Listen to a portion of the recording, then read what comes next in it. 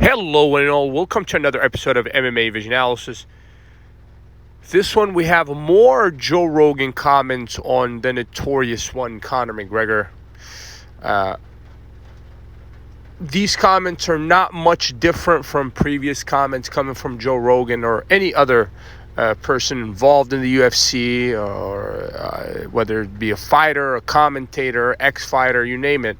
We're going to talk about Rogan's comments about Conor McGregor. Before getting started, make sure to like, subscribe, click that notification to get all of this is new from this channel, your channel, the one and only MMA Vision Analysis. First and foremost, I would like to start off this by saying that it's extremely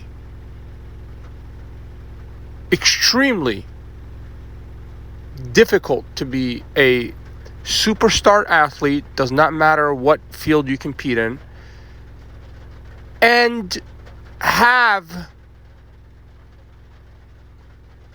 a party life simultaneously.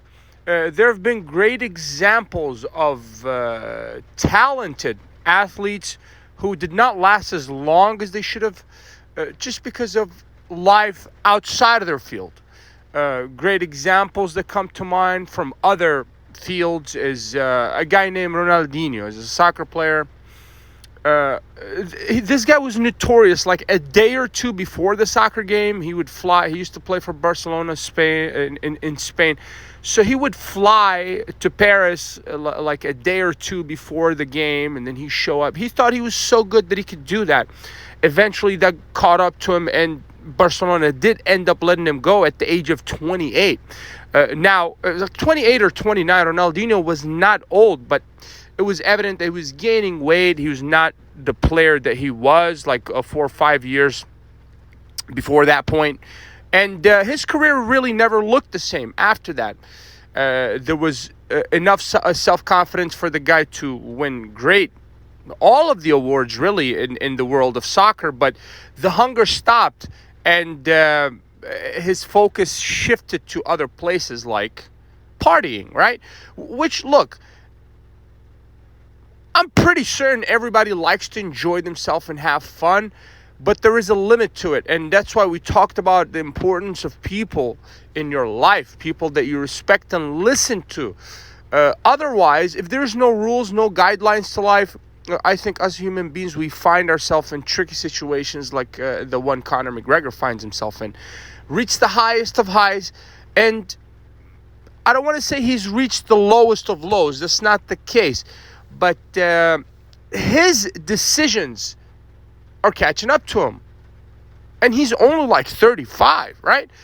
So, and this is not to take a dig at the guy or anything like that. All I'm saying is that, and Joe Rogan would agree, is that if you're a professional athlete, you have to treat yourself as so.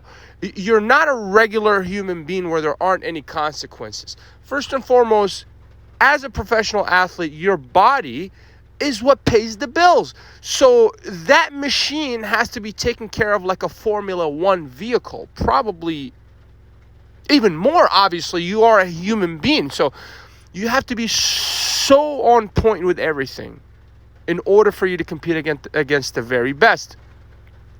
Some people would argue that Conor's already seen his prime and the decline was evident. I don't totally agree with that. I believe discipline and persistence help make the athlete that much better. If you were to give me a talented, lazy, unfocused person and not so talented, persistent, hardworking person, I'm always going to go with the persistent, hardworking person, because in the long run, that person tends to always win at least the long run game, right? Nobody argues that Conor had something special up until a certain point, right? He's really hasn't looked himself in so long. But somehow the guy's still a UFC fighter. Personally, I'm not opposed to seeing the guy fight again, but I don't think he's going to bring the level that people expect, right? Because of his lifestyle choices, which is, the two do not go hand in hand. Obviously the guy drinks, right? Just so much science on drinking. I'm not saying that, hey, you shouldn't have fun or anything, But I'm just saying, you are a professional athlete. Imagine you're like, let's say, military guys simultaneously doing drugs and partying and go out to fight wars. It's not going to work. This is the same thing. Your chin is on the line and your legacy is on the line. And so much more for Conor McGregor. I don't want to talk about life outside of the octagon in terms of the troubles that he's facing. But the reason I talk about the partying is because it's directly affecting, obviously, his performances inside of the octagon. Your focus, it has to be singular. It cannot be in different places. Only very special people who have the ability to do that can do that, like to focus on more than one thing at once. And we're not talking about partying here. We're talking about like positive tasks. But when you have the life of drinking and whatever it is that you're doing, your body is not going to serve you in fighting. And obviously this is why we haven't seen the guy in the octagon for so long now. And even last 2 times around, he looked not like himself. Let's just say that. Got defeated twice to a guy that he defeated in spectacular fashion, Dustin Poirier, right? Why? Because I don't think that, truthfully, the guy's mind is 100% in the game anymore. I think he's just past it, but a part of him still wants to fight, but he doesn't, but he does, but he loves partying, but he doesn't, but he does. The only reason we're still talking about Conor McGregor is because generally speaking, the guy is a big enough name for the story to be dragging on as far as it has been, and or as long as it has been, rather. And if it was anybody else, I think they would have been forgotten about a long time ago, right? The UFC forgot about legends, I mean, they don't bring up Francis Ngannou, Anderson Silva. They don't bring up Demetrius Johnson. And those were are legends of the sport, right? Not to discredit the UFC, but the UFC is quick to forget. But obviously, Conor, being the megastar that he is and the cash cow that he is, he's the Floyd Mayweather of the UFC. Who are we kidding? There's that. And the monetary gains is perhaps exactly why the guy's still kind of lingering in the background.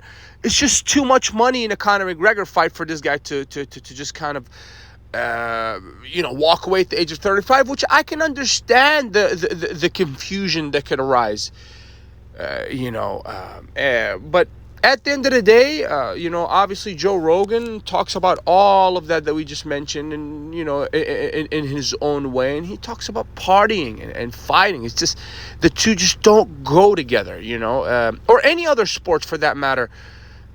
Or even for regular human beings, even if you have like a 9-to-5 job, you can't okay, you can do it every weekend, maybe every other weekend, maybe like once a month. And even then, even with the regular jobs, that's still going to have an effect. Imagine when you're a professional athlete, where you depend on your body, that machine, to get you through fights. It's not possible. If you made it this far, I appreciate you for sticking around. Please let me know what you think in the comments, like, subscribe for more.